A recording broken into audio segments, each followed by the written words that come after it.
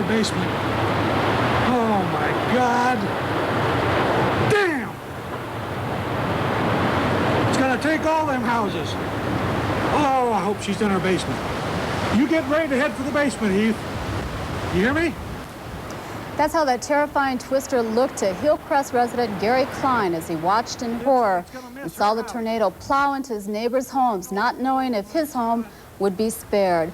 Good evening, everyone. Last night's tornado injured 2 people, killed a deer in Cody Park, destroyed several homes, overturned cars, and uprooted many, many trees. For the first time in recent memory, a tornado touched down inside North Platte's city limits. It struck on the north side of town by Cody Park and moved north of town and struck the Hillcrest Estate subdivision, where, as you saw in the video, it destroyed several homes. Carol Wilson was at the scene of the destruction last night and reports on the devastating storm. The North Platte Weather Service gets its first call shortly before 8. Spotters have seen a funnel cloud west on Eugene Street.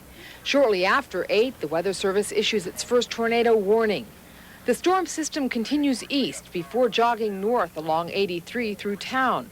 It's a slow-moving system, only 15 to 20 miles per hour, but intense. The top of the thunderheads are more than 60,000 feet in the sky. That's 5 miles up.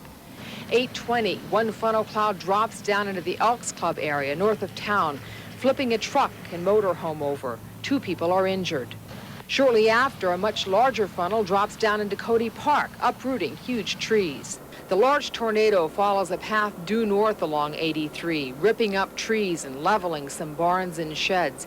It veers northeast, just south of the Channel 2 studios, and continues northeast until it reaches Hillcrest Heights. That's where it wreaks the greatest destruction.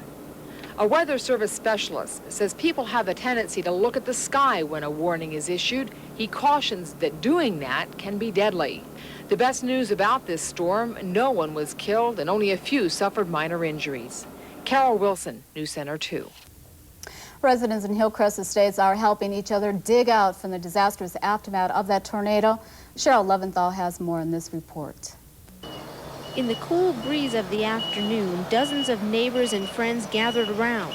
They will serve as a support system for residents of Hillcrest Estates that lost their homes and in some cases everything in it. One disaster official says a half-dozen homes are considered total disasters the owners will have to build from scratch. 2 or 3 homes have major damage, some of it water damage, and 1 or 2 in the area have damage to the roofs. District Disaster Chairman for the American Red Cross, Reverend Roger Gilming, says everyone is helping out, trying to get lives back in order. Union Pacific is here. They've brought out several semi-trailers for folks to put their belongings in. The Red Cross is here, and I'm not for sure who else is out here. Civil Defense has been out here, so and the Sheriff's Department is trying to control traffic in and out. Typical Nebraska. You know, they're always good neighbors, help one another.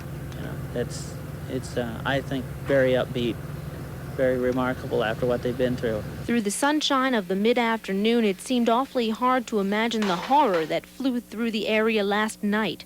As the tornado moved in on the development, people ran for cover, but some never imagined it would even reach them. I wasn't really worried at the time, but then when it started coming towards us, I got real scared.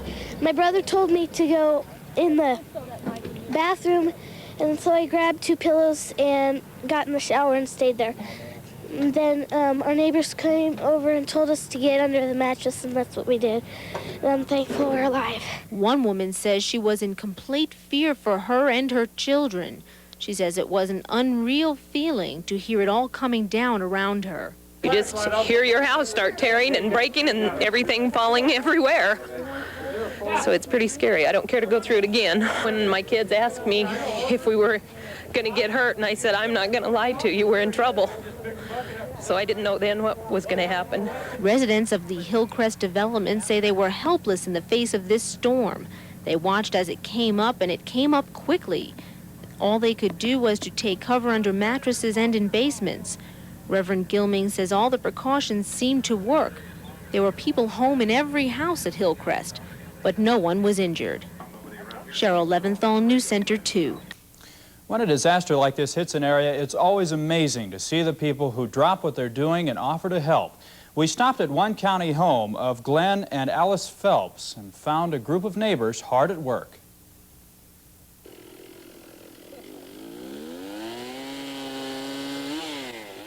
John used to work for Glenn and Alice Phelps as a farmhand, but today he's working for free. Well, I knew these folks. I used to work for them about 10 years ago, so thought I'd better come out and see if they was needing some help. Give them a hand. Yeah. Great.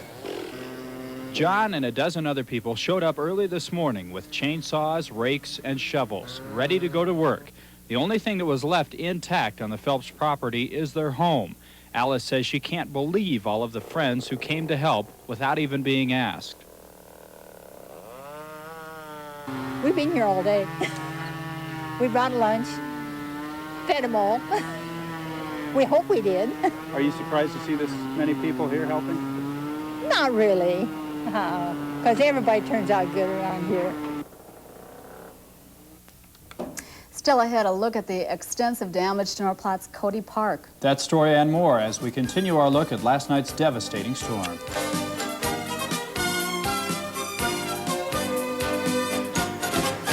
Hurt when the tornado ripped through Cody Park. It was crowded before the storm hit, and when it was over, there was damage everywhere. North Platte Park crews have been working around the clock to get Cody Park back to normal. It's a real mess. The most extensive damage is to the front of the park by Jeffers Street. 70-year-old huge maple trees have been uprooted and tossed around like twigs. Park entrances were blocked by the downed trees. Power lines to the park were knocked down. The damage is estimated in the hundreds of thousands of dollars. Right now it's almost impossible to estimate. We'll have to get a forester in here and see if he can put a value on these 70 and 80-year-old trees. But for some reason, a lot of the Chinese elm, which would probably have been gone in a few years anyway, survived, where our good hard maples, the pines, and that kind of tree we lost. Fortunately, the park buildings, including the kiddie rods and the pool, are okay, with some minor damage. The top of the carousel was shredded to pieces, but the antique horses were spared. The biggest loss to the park is that of a 1-year-old deer named Bambi. He had been a favorite with many of the residents. He apparently severely injured himself trying to get out, and a local veterinarian had to put him to sleep. Several of the other animals also received some injuries, but park officials say they will be okay. The park has been closed to the public since the tornado hit. Park officials have had a tough time trying to keep people out. We still do have some unsafe conditions as far as branches that are battered and could go at any time and everything. So we're continuing to keep people out of the park as long as we can, and we'll continue the cleanup probably for a week or so. North Platte Mayor Jim Kirkman says he can't believe the damage to the north side of town. He stopped by Cody Park this morning to assess the damage. Indestructible, you know. What do you think about the damage here at the park? Well, it's not as bad as I thought it might be, but it is bad. We've lost a lot of trees. You know, it takes a long time to grow trees, and we feel badly about that. You said you had a meeting this morning with some of your staff.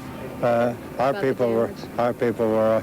Yes, we talked about damage, and most of our damage will be over time, and of course the loss of trees. It's hard to put a price on that because you just have to plant new ones and they have to grow, you know. And we were lucky that our public service building wasn't too badly hurt. We were especially lucky that our very valuable merry-go-round wasn't damaged, other than losing some canvas. And so we came out better than we thought we would after last night. Now, obviously, you've been here a long time, and you've always heard those rumors about that tornadoes went touchdown between two rivers. I never believed that. I don't think that's ever been confirmed by anybody other than it's a old wives' tale, you know. And obviously, last night's storm proved that to be different. It sure did, yes. There has been heavy traffic along North Jeffers Street and Highway 83 since last night. The traffic, especially last night, hampered rescue efforts and today cleanup efforts. Authorities have had a tough time keeping sightseers out of the park and Hillcrest Estates. Authorities were concerned